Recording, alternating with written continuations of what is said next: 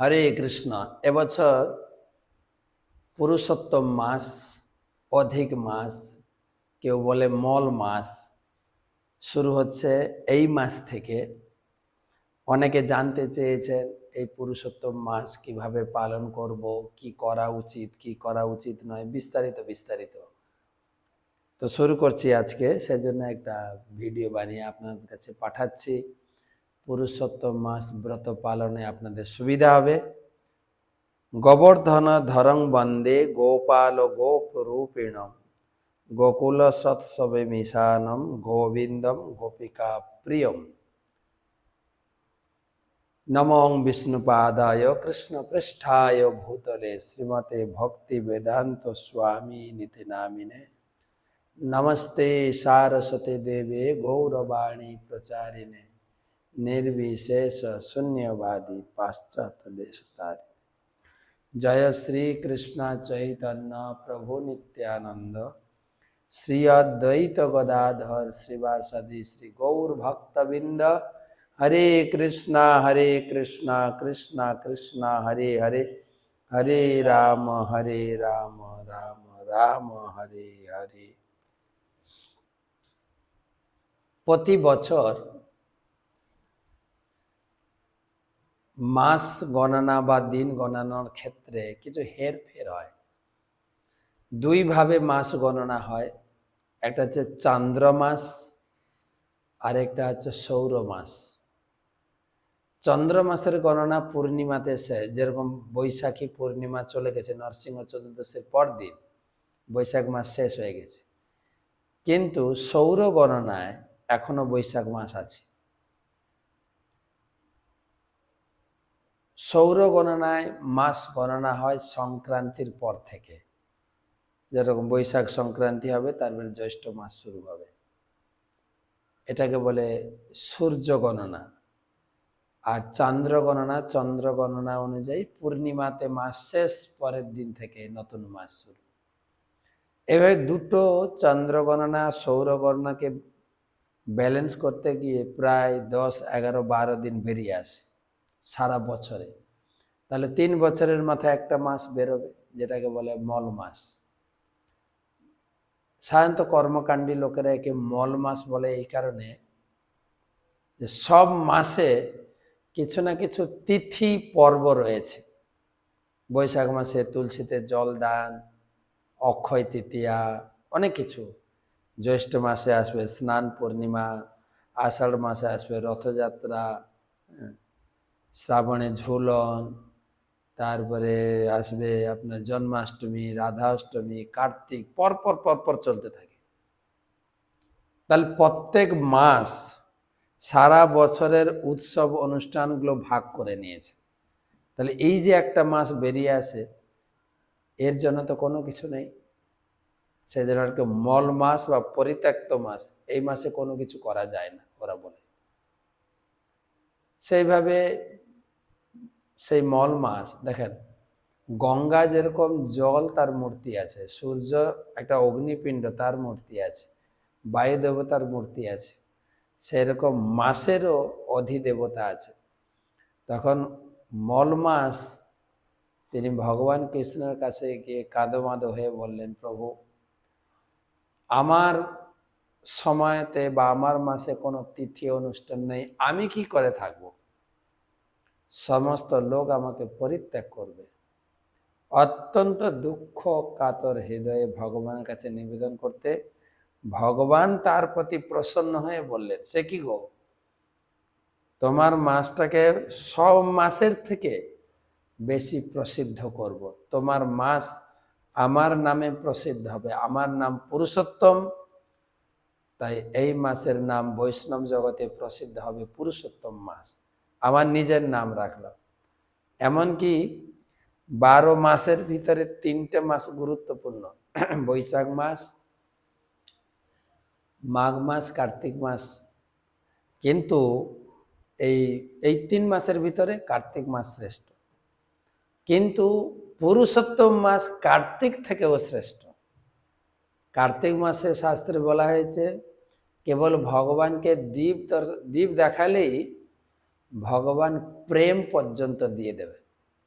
ভগবান সেই ভক্তের কাছে ঋণী হয়ে যায়। কার্তিক মাসে ভগবান শুধু ভক্তি দান করেন, কিন্তু পুরুষোত্তম মাসে কার্তিক মাসের থেকেও অধিক ফল লাভ করবেন, অধিক ফল। বিভিন্ন কথা আছে, তবে কার্তিক মাসে আপনি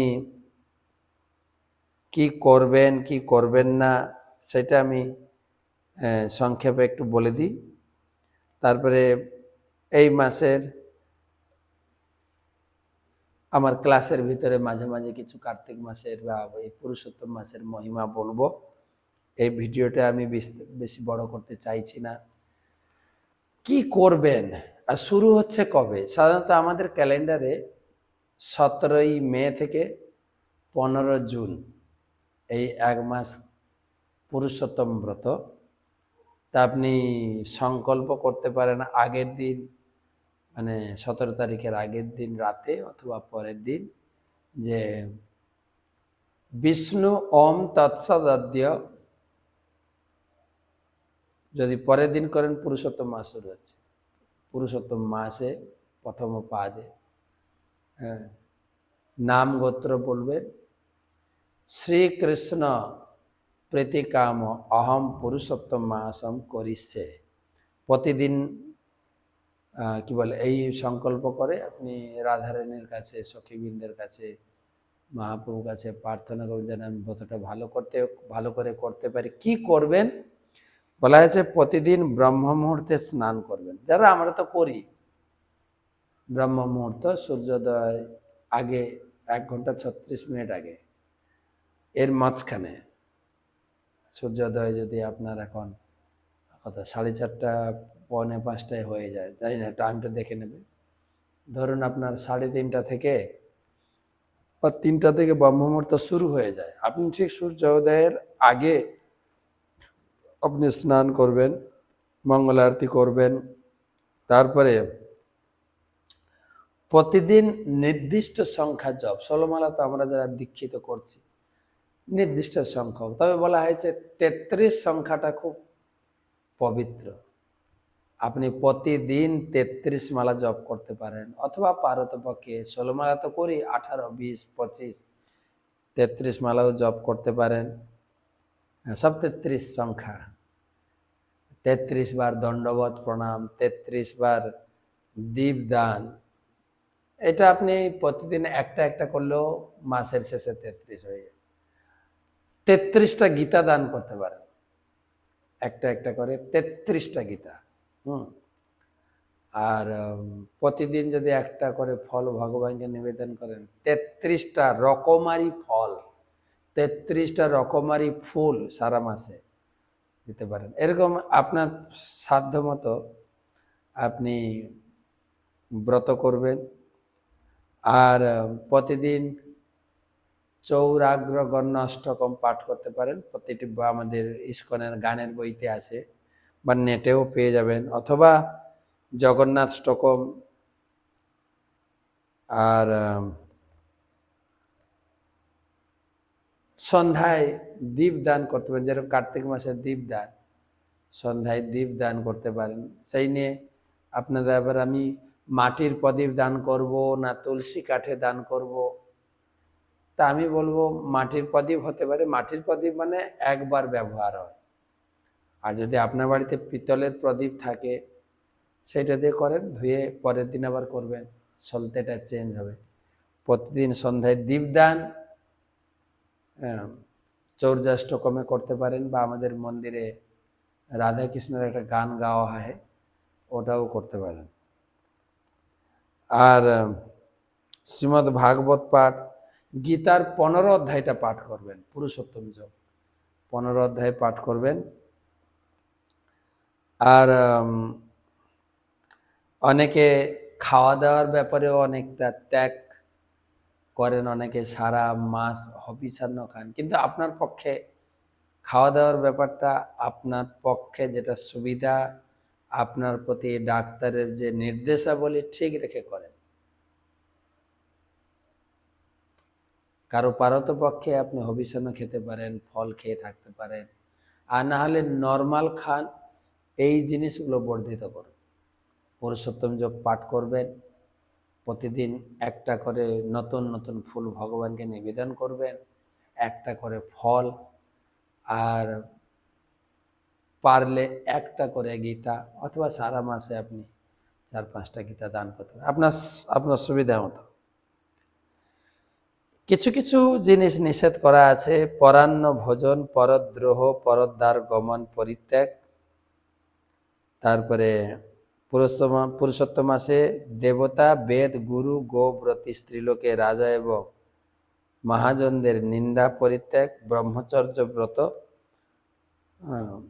তারপরে এইগুলি মোটামুটি করলেই হবে।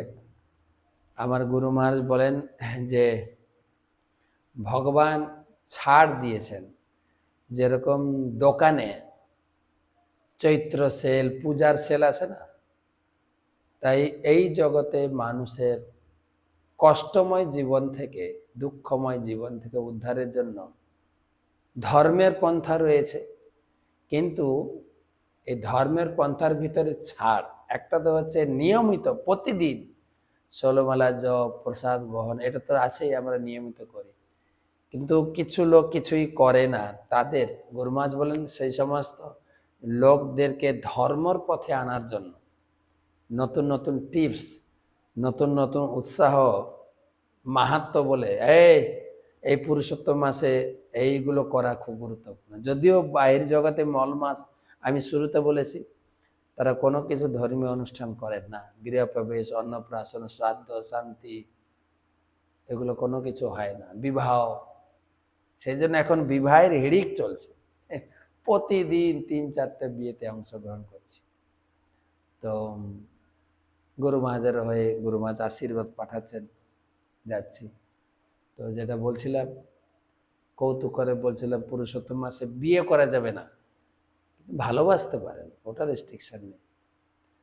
তো এই সমস্ত পুণ্যকর্ম করা যায় না বলে তারা পুরুষোত্তম মাসকে মল মাস বলে। কিন্তু এই মাসে যতটা করতে পারবেন, যতটা সম্ভব নিন্দা পরিত্যাগ করা, অপরাধ না করা, ক্রোধ সংযম করা, এগুলো বিধান রয়েছে।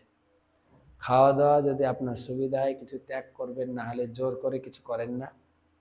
আপনাকে ওষুধ খেতে হবে, ডাক্তারের নির্দেশ অবশ্যই পালন করতে হবে।